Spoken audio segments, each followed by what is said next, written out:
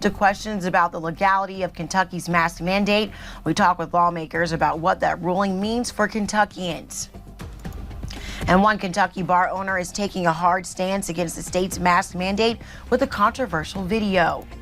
And here in Perry County, hear from the leaders of one church that is going back to online-only services after being open to in-person worship for weeks.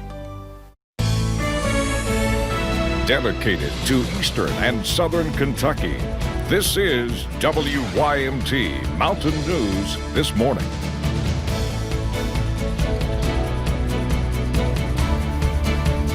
Good morning. My name is Lacey Roberts, and thank you for joining us on Mountain News This Morning. Today is Monday, July 13th, a brand new start to the week.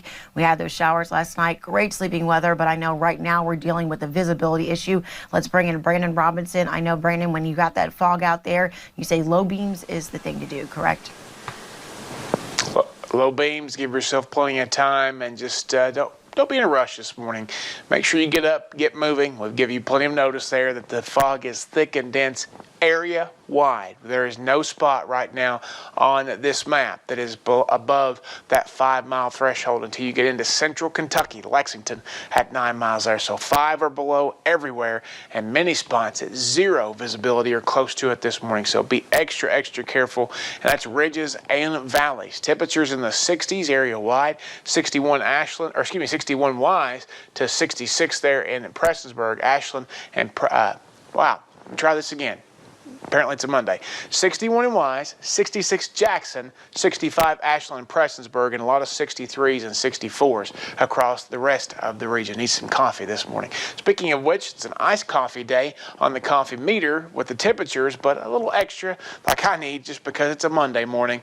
Back into the saddle here. The forecast today takes us up into the mid-80s. That's going to be the most comfortable day of this week, so get out there and enjoy it. If you have to do any outdoor chores, do them today. The fog this morning will give way to some more fog overnight as temperatures drop back down in the mid-60s again. We'll talk about the extended forecast coming up here in just a few minutes. Lacey. Thank you, Brandon. And the Laurel County Sheriff's Office is currently searching for a missing Kentucky teenager who was last seen more than 1 week ago. 17-year-old Chris Medler was last seen off of Dog Branch School Road. That's 7 miles west of London, and on July 2nd. The Laurel County Sheriff's Office asks you to contact them at 606-864-6600 if you have any information that could help them find him. Governor Andy Beshear released updated COVID-19 numbers for Kentucky last night. The governor announced 277 new cases of COVID-19. That brings the statewide total to 19,389. There were 3 new deaths confirmed on Sunday, meaning Kentucky's death toll is now 625. Comparing cases reported from June 29th to July 5th with cases reported from July 6th to July 12th, there is a 48.7% increase in positive cases, and that is statewide.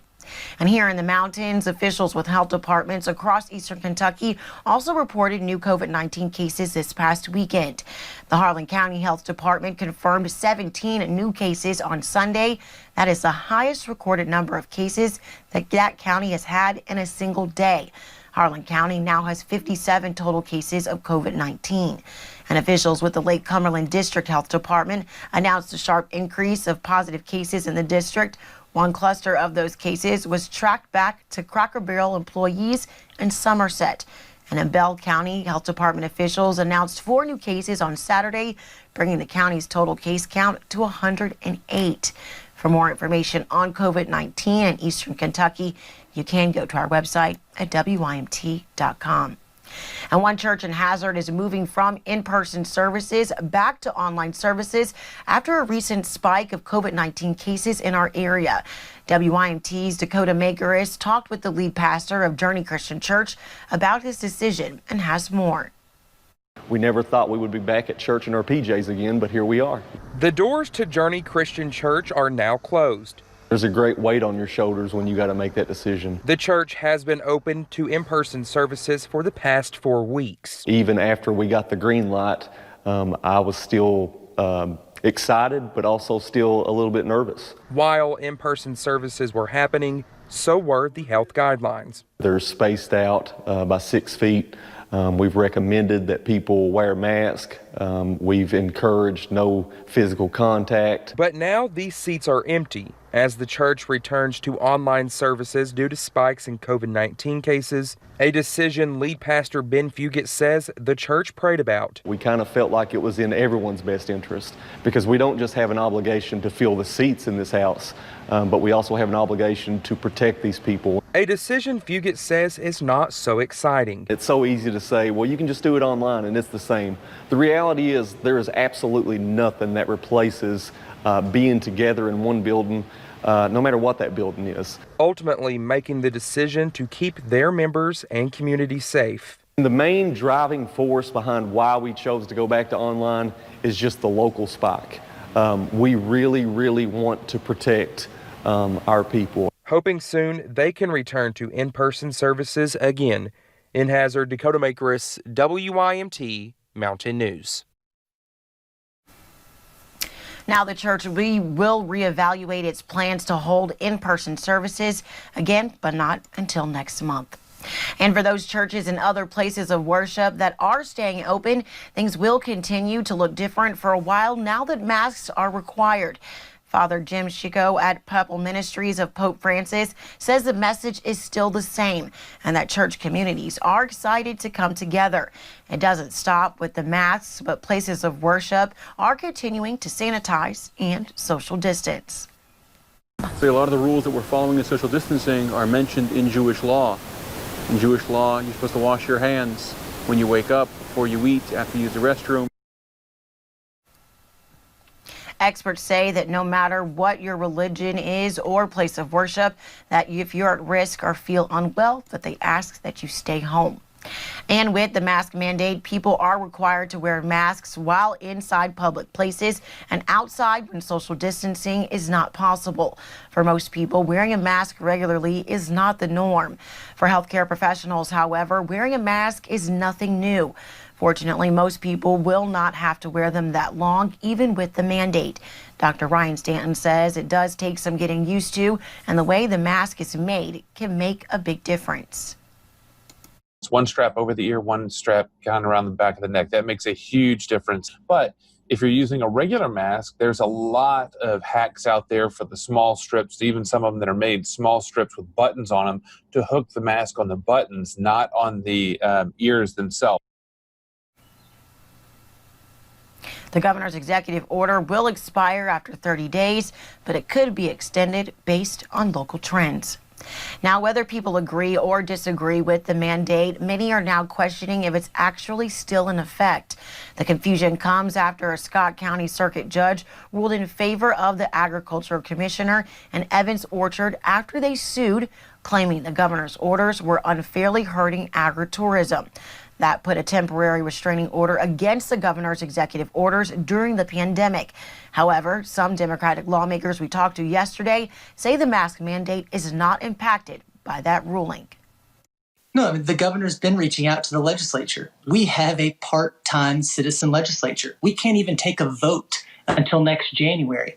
The governor was given these powers under the Constitution and by the legislature. The issue could be discussed by lawmakers more later today when it's brought up in an interim legislative committee. We also reached out to the House Republican leadership yesterday, but we did not receive a response. And the owner of one bar in Florence is apologizing after posting a video of himself and customers defying Governor Andy Beshear's mask ordinance, but not because of the lack of masks. Cody Fisher has the details.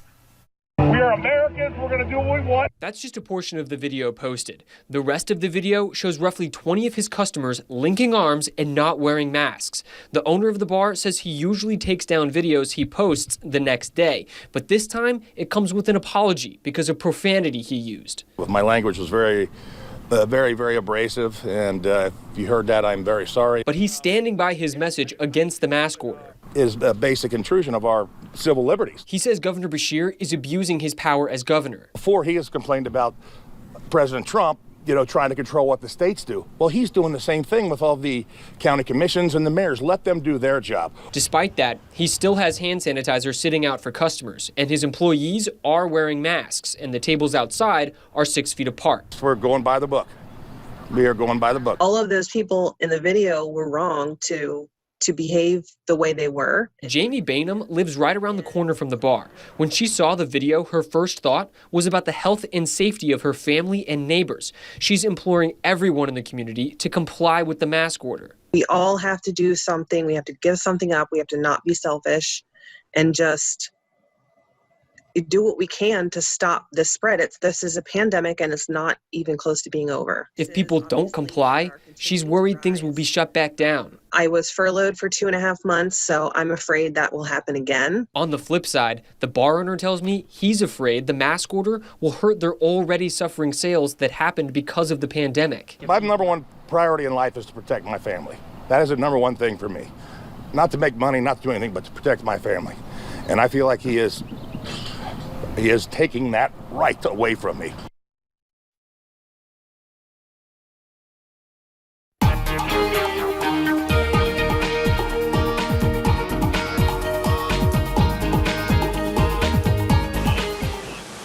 Foggy conditions in a lot of places this morning, not on top of Pine Mountain, Whitesburg Mountain there, but again, a lot of other areas still seeing that dense fog, so be careful out there this morning. And the visibility is rough. It's many spots below that 5-mile threshold. Basically everyone in eastern Kentucky and surrounding states now below that 5-mile threshold this morning, so be careful out there. Be extra careful. Give yourself plenty of time to get around. Temperatures in the 60s, kind of muggy still out there this morning, but milder. We're going to continue to see, again, clearing skies today, a dry stretch through about midweek as high pressure dominates the headlines, but a heat wave is on the way as we head from Wednesday on, and basically that carries us into next week there with those hot and humid conditions. Lacey. Thank you, Brandon. And thank you for joining us for Mountain News this morning. More news is on the way. Coming up, one U.S. state just broke another nationwide COVID-19 record after reporting more than 15,000 cases of COVID-19 in a single day.